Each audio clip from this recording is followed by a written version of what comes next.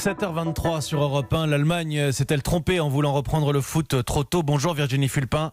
Bonjour Mathieu. Votre édito de sport dans un instant. Mais d'abord, le monde bouge, Axel de Tarlet. Bonjour.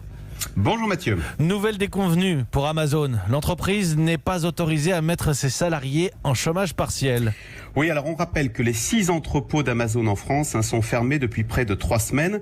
Et ce suite à une décision de justice, la justice ayant jugé insuffisantes les mesures sanitaires pour protéger les salariés d'Amazon.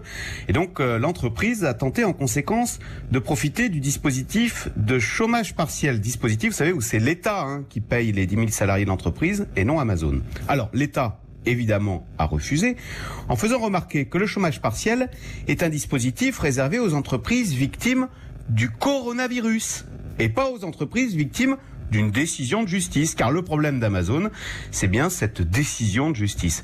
Et puis on pourrait ajouter que solliciter l'argent du contribuable français, quand on s'appelle Amazon, amateur de paradis fiscaux, qu'on pèse à Wall Street plus de 1000 milliards de dollars, et que contrairement à beaucoup d'entreprises, on profite en fait du coronavirus avec un afflux massif de nouveaux clients. Vous savez que depuis le début de l'épidémie, l'action Amazon a gagné à Wall Street plus de 17%, soit un gain boursier de 170 milliards de dollars en à peine 2 mois.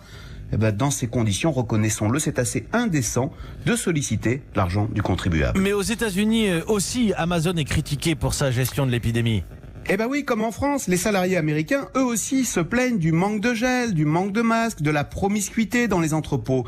Mais comme on est aux États-Unis, ces leaders contestataires se sont fait renvoyer, si bien que l'un des vice-présidents d'Amazon vient de démissionner, se disant scandalisé, consterné, dit-il, par cette politique sociale d'Amazon. Et attention, dit-il, tout ce bad buzz va finir par nuire à l'entreprise.